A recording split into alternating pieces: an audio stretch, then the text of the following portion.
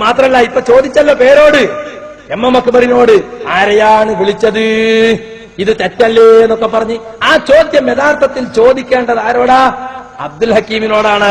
പേരോട് ചോദിക്കുന്നത് M M അക്ബറിനോടാണെങ്കിലും വാസ്തവത്തിൽ ചോദിക്കേണ്ടത് കാന്തപുരത്തിന്റെ പൊന്നാരമോൻ അബ്ദുൽ ഹക്കീമിനോടാണ്. നിങ്ങളൊന്ന് കേട്ടോളൂ ആ രണ്ട് രംഗവും.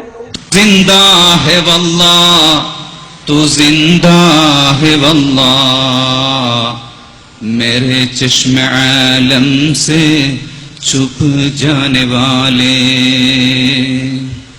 ഓ റസൂൽ, അങ്ങ് ജീവിച്ചിരിപ്പുണ്ട്, നീ ജീവിച്ചിരിപ്പുണ്ട്. കേട്ടില്ലേ? പുത്തൻവാദികളായ ആളുകൾ മുഹമ്മദ് നബിയെ അപമാനിക്കുകയാണ്.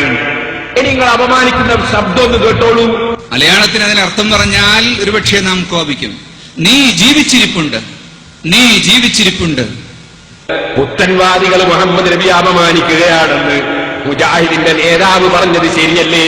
മേരെ ചശ്മെ ആലം സേ ചുപ് ജാനെ വാലേ ഓ റസൂൽ, അങ്ങ് ജീവിച്ചിരിപ്പുണ്ട്, നീ ജീവിച്ചിരിപ്പുണ്ട്. മലയാളത്തിന് അതിനർത്ഥം പറഞ്ഞാൽ ഒരുപക്ഷെ നാം കോപിക്കും. നീ ജീവിച്ചിരിപ്പുണ്ട്, നീ ജീവിച്ചിരിപ്പുണ്ട്. ആരെ സംബന്ധിച്ചാണ് മുസ്ലിമേ ഇത് പറഞ്ഞത്? ഈ വിശ്വാസത്തോടെ ജീവിച്ചു മരിച്ചാ മുസ്ലിമായി മരിക്കാമോ? ഈമാനോടെ മരിക്കാമോ? നെഞ്ഞത്ത് കൈവച്ചൊന്ന് ചിന്തിക്കൂ. ഓ റസൂൽ, അങ്ങ് ജീവിച്ചിരിപ്പുണ്ട്, നീ ജീവിച്ചിരിപ്പുണ്ട്. മലയാളത്തിന് അതിനർത്ഥം പറഞ്ഞാൽ ഒരുപക്ഷെ നാം കോപിക്കും. നീ ജീവിച്ചിരിപ്പുണ്ട്, നീ ജീവിച്ചിരിപ്പുണ്ട്. ഒരു മനുഷ്യൻ കുരുത്തം കെട്ടാല് അതിനൊരു പരിധിയില്ലേ? അവസാനം ഈമാനില്ലാതെ ചത്തുപോകണ്ട, കാഫിറായി ചത്തുപോകണ്ട. ആരോടാ പറയുന്നത്?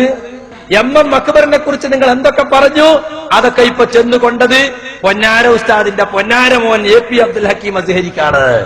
റസൂലുള്ളാഹിനെ നീ നീ എന്ന് പറയാം. മലയാളത്തിൽ അർത്ഥം പറഞ്ഞ ആളുകൾ കോപിക്കും. അപ്പൊ കരുതിക്കൂട്ടി തന്നെ പറയാണ്, അബദ്ധം പറ്റിയതല്ല. ഇത് കേട്ടോളൂ നിങ്ങള്. ഇതാ ഇവരുടെ തന്നെ പൂങ്കാവനത്തിൽ എഴുതുന്നു, അഹമ്മദ് കുട്ടി ശിവപുരം എഴുതുന്നത് കേട്ടോളൂ. അള്ളാഹു മുഹമ്മദിനോട് പറഞ്ഞത്, അഹമ്മദ് എന്ന് എപ്പോഴും ദൈവത്തെ സ്തുതിച്ചുകൊണ്ടിരിക്കുന്ന കാലപുരുഷനായിരുന്നു അവൻ. അവന് വേണ്ടി ലോകം സൃഷ്ടിക്കപ്പെടുന്നു. അവന്റെ വെളിപ്പെടലിന് വേണ്ടി അവന്റെ പിതാവായ ആദം സൃഷ്ടിക്കപ്പെടുന്നു.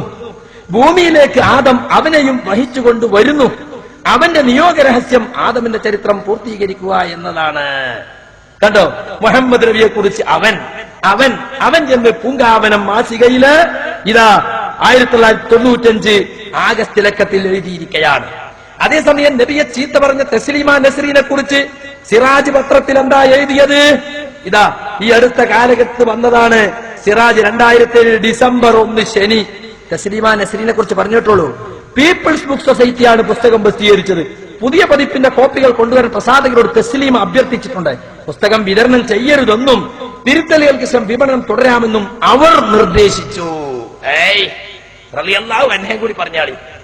റസൂലുള്ളാഹിനെ ചീത്ത പറഞ്ഞ തസ്ലീമയെ കുറിച്ച് അവർ, മുഹമ്മദ് നബിയെ കുറിച്ച് അവൻ, നീ. നിങ്ങളാണോ ഞങ്ങളെ കുറ്റം പറയുന്നത്? ആരാണോ കാഫിറായി ചത്തുപോകുന്നത്? ആരാണോ കാഫിറായി ചത്തുപോകേണ്ടത്? ആർക്കാണ് ഈമാനില്ലാത്തത് എന്ന് ഇവിടെ കൊണ്ട് നിങ്ങൾക്ക് മനസ്സിലായി.